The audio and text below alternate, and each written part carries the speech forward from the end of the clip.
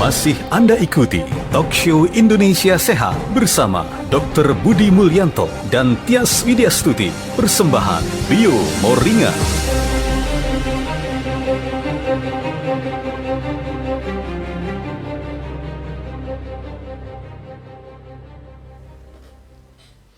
Ya, sahabat sehat Bio Moringa, kita lanjutin lagi ya ngobrol kita sore hari ini di Talkshow Indonesia Sehat Bio Moringa yang disiarkan langsung dari Studio 4 Kota Semarang barengan Tias Widyastuti dan juga bersama dengan narasumber paling kece badai-badai kece Dr. Budi. Sehat. Sehatnya. Saking sehatnya, saking semangatnya gitu ya. Bicara kusta ya, Dok ya? Ya. Jadi kusta itu kalau yang saya sering lihat itu yang bahasa Jawanya meritili itu loh, Dok.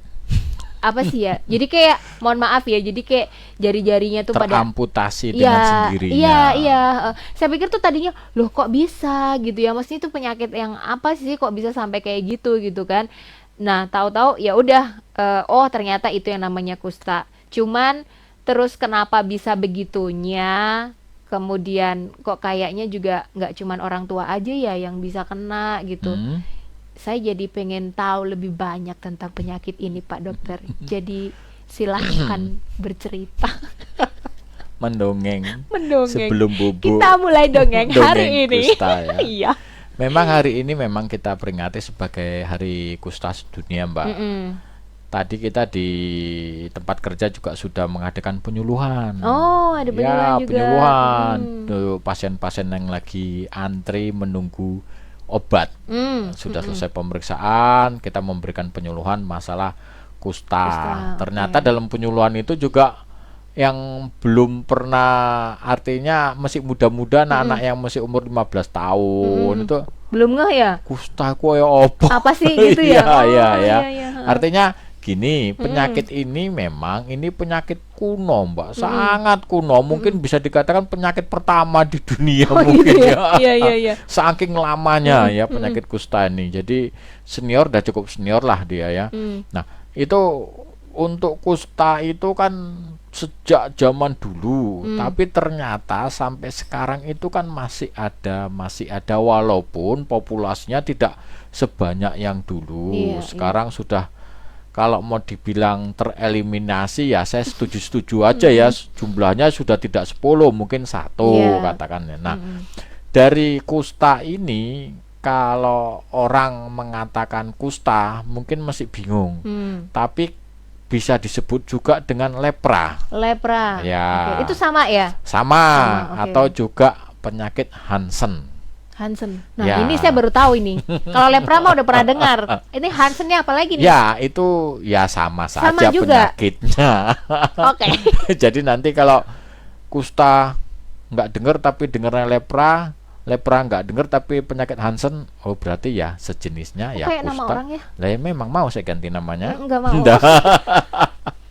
Ya, itu merupakan suatu penyakit, Mbak, yang bisa menyerang pada kulit, kemudian sistem saraf perifer, kemudian pada selaput lendir bagian saluran pernapasan, bisa juga pada mata, kelopak mata terutama. Jadi yang kita tahu tidak hanya menyerang kulit sebenarnya, tapi bisa menyerang pada bagian-bagian lain.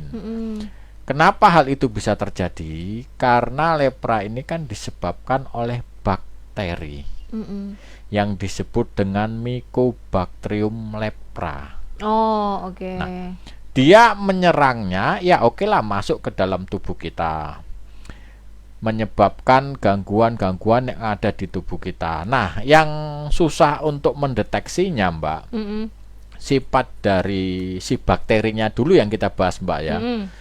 Begitu dia masuk ke dalam tubuh kita, dia berkembang di dalam tubuh kita sekitar 6 bulan baru atau sampai 40 tahun kemudian. Lama dia di dalam tubuh kita berkembang. Sementara itu ya mungkin leleh-leleh dulu lah di dalam tubuh kita. Sampai selama itu juga sih, Dok? Lama. Lama banget ya. Begitu dia berkembang di dalam tubuh kita, baru eksis menunjukkan wujudnya setahun sampai 20 tahun kemudian.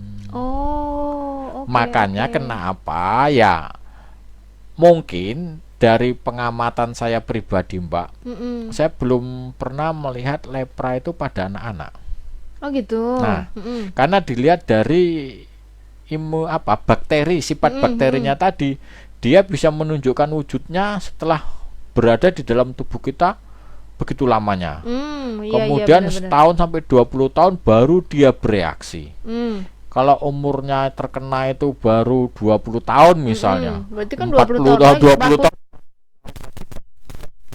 Nah, Oh. jadi kalau dikatakan penyakit lepra ini lebih dominan kepada orang-orang tua Oke, yang terkena oke. atau orang-orang yang sudah dewasa lah, katakan seperti itu ya. Nah, untuk penyakit lepra ini, Mbak, kadang-kadang kan kita nggak ngeh ya, Mm-mm. apa sih yang menyebabkan orang ini bisa seperti ini. Betul Iya. kata Mbak Tias, Mm-mm. merutuli jarinya kadang-kadang Jadi pendek gitu loh, Dok. termutilasi dengan Iya. sendirinya misalnya ya. Kemudian copot di samping copot, mungkin Mbak Tias pernah nggak lihat orang yang kadang-kadang hidungnya separuh hilang, nanti kelopak matanya hilang atau ada Itu luka. lepra juga? Ya itu sejenisnya lepra, Oh. karena lepra itu kan Tadi dia itu ya menyerangnya menyerang kulit. Mm-mm. Kulitnya itu terserah dia mau bagian kulit mana yang terkena. Apakah bagian kaki misalnya, kan pernah lihat jari-jari kakinya merutul Iya, hilang semua gitu. hilang. Kemudian di tapak kakinya ada koreng yang menggaung sampai ditutupi, tapi dibuat jalan kok bisa. Karena apa? Sifat dari penyakit lepra tadi ini, begitu kulit yang terkena, si penderita tidak merasakan kalau itu ada luka. Oh. Karena apa? Yang diserang tadi kan ada kulit, saraf peripir, ya. Nah, sarafnya itu diserang oleh bakteri lepra sehingga dia tidak merasakan ada rasa sakit. Jadi kayak udah dibius gitu ya, Dok? Ya, ya dia nggak ngerti, cuma loh kok potol Tahu-tahu jarinya. gitu ya? Iya. Berarti dia waktu itu apa sih protol itu apa sih bahasa Indonesianya? Lepas, copot. Bahasa Jawa tuh emang suka gitu ya, maksudnya macem-macem gitu loh. Kayak mau ngomong lepas aja tuh lepas yang kayak gimana gitu ya. Jadi kayak pokoknya copot gitu aja lah ya. Ya, itu copot. mereka nggak ngerasain sakit. Kadang-kadang nggak terasa dia. Padahal itu kan jari gini loh, Dok. Misal jangankan sampai itu hilang gitu ya. Kita yang kena pisau aja gitu, kena tajam jeret gitu aja kan udah berdarah udah sakit. Ya, karena apa? Bakteri dari lepra tadi ini kan menyerang sistem saraf peripir. Itu tadi ya. Saraf-saraf peripir tepi ini diserang sama dia, dirusak. Hmm. Kasarannya dimatiin sama dia. Sehingga tangan kita mau kita cubitnya nggak terasa. Oh gitu. Lah, sampai dia luka lama-lama copot, dia aja bingung loh, jariku yang satu Ya kemana, ampun, katanya masa nyari. gitu sih? Lah, karena dia nggak terasa copot. Astaga. Kalau dia terasa, begitu ada luka, ya mohon maaf Iya. Mbak Tia, sahabat sehat. Kalau dulu mungkin kita dilihat di lampu merah, duduk, kakinya dinaikkan ke atas, tapak kakinya sampai bolong kemerah-merahan. Ya mungkin dipukul-pukul tuh nggak terasa sakit. Oh gitu. Paling hanya dibalut sama dia aja, dipakai masih bisa jalan. Karena rasa sakitnya itu hilang. Berarti itu cuma hanya untuk menutupi tampilannya aja ya. Tapi Ya. sebenarnya kalau untuk fungsi masih bisa jalan gitu masih oke. Ya? Jalan bisa, cuman saraf yang di daerah peripir yang diserang dia itu ya sudah tidak Udah menimbulkan mati rasa. ya, udah mati rasa Sudah gitu ya. mati rasa. Oh, oke, baiklah. Ya. Nyesek saya dengernya mati rasa. Ya asal hatinya aja nggak ikut mati rasa enggak ya, Dok toh. ya. Kalau itu Kan yang masih mati rasa bergetar repot. juga hati saya. Oh, Mbak. kalau lihat cewek cantik masih deg-degan juga ya. Deg-degan takut Aduh. ditagih hutang. Ternyata cakep-cakep kolektor, tukang tagih. Udah datang manis-manis, nggak taunya galak banget. Mana utang gitu ya. bayar berjatuh Bayar. tempo. Aduh ya ampun. Ya oke. Itu ya kusta. Penyakit iya sih bener. Saya juga dengar mungkin kalau Anda yang Nasrani pernah juga kan ada di kitab suci diceritain gitu, Dok. Ada orang yang punya sakit kusta gitu kan. Itu kan udah zaman-zaman waduh gitu Zaman bahola ya. Zaman itu. bahula banget gitu. Iya bener banget. Tapi kok ya masih sampai sekarang gitu ya. Masih.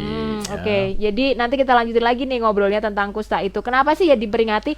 Ya karena memang masih ada gitu ya, Masih Dok, ada, ya. Jadi supaya kita tuh ingat juga dan kita bisa, bukannya kita terus hura-hura happy-happy yang sakit kusta apa gitu, enggak ya, tapi supaya kita tuh juga bisa ingat dan bagaimana mungkin kita bisa ikut ambil peran di situ gitu ya dokter ya, supaya para penderita kusta ini bisa berkurang eliminasi lagi. kusta benar-benar nyata, terwujud. terwujud. Ya, benar-benar. Oke. Terima kasih yang sudah bergabung untuk sore hari ini ya. Saya menyapa Anda yang mendengarkan dari Radio Renjana FM Kota Baru Karawang. Saya kemana? Sini? Oh, sini. Oke. Radio Renjana FM Kota Baru Karawang, kemudian juga Radio Divasi Kota Baru Pontianak, terima kasih. Trisara FM Cipanas juga terima kasih. Yang sudah gabung di Facebook, terima kasih. Likes-nya ada Ganjar Priyadi, Rika Sinyo, dan juga Risma Maloka. Yang cantik Mbak, DP-nya aduh menggoda ya. Terus juga Gray Sehat Lunggi Sambas, terima kasih juga sudah ikut mendengarkan di Facebook, ikut nontonin kita untuk sore hari ini ya. Anda gimana? Apa kabarnya hari ini? Apakah mungkin aktivitas Anda membuat tubuh menjadi lemah, letih, lesu, dan tidak bergairah gitu ya? Kadang-kadang orang kalau kecapean suka gampang sakit ya dok? Nah, paling gampang. Paling gampang karena daya tahan tubuhnya ngedrop. Nah, apa aja bisa masuk. Nah, tuh Tidak dia. hanya batuk pilek, panas, gergesi, diare, ya terserah penyakitnya, macam-macam gitu. Ya ampun, pokoknya. kalau yang masuk duit mah mau aja gitu ya. Tapi kalau yang masuk penyakit Ya kalau gimana? masuk duit ya bagi-bagilah. Oh iya benar. Aman dok nanti ya, 50-50 ya. Oke. Separuh-separuh ya. Tapi ini yang masuk bukan duit Pak dokter, penyakit. Ada Oh, gimana? di tempat saya gitu juga ya. banyak kalau Banyak itu. ya. Nah tuh kan, tapi nggak diminta ya, makanya kita gimana caranya sih menjaga daya tahan tubuh supaya tetap sehat. Ini salah satu caranya, Anda bisa konsumsi Biomoringa ya. Jadi Biomoringa ini bisa Anda konsumsi setiap hari ya, 2 kali sehari 15 tetes untuk menjaga daya tahan tubuh Anda, stamina Anda, terus juga membuang racun-racun dalam tubuh kita. Karena kita sering nggak sadar ya, banyak racun-racun di sekitaran kita yang secara kita nggak sadari, kita nggak tahu gitu ya, udah ada aja di dalam tubuh. Mungkin dari radikal bebas, dari konsumsi makanan kita sehari-hari, racun-racun itu bisa ada di dalam tubuh kita. Nah itu nanti kalau Anda rutin konsumsi Biomoringa, racunnya bakalan kebuang ya. Termasuk juga nanti Biomoringa ini bisa membantu untuk proses regenerasi sel-sel dalam tubuh kita. Jadi tunggu apa lagi? Minum Biomoringa setiap hari supaya kondisi Anda lebih terjaga lagi ya. Silakan Anda datang ke radio kesayangan, kemudian beli Biomoringa. Kami akan segera kembali Talkshow Indonesia Sehat Biomoringa. Jadi pastikan Anda tetap bersama kami.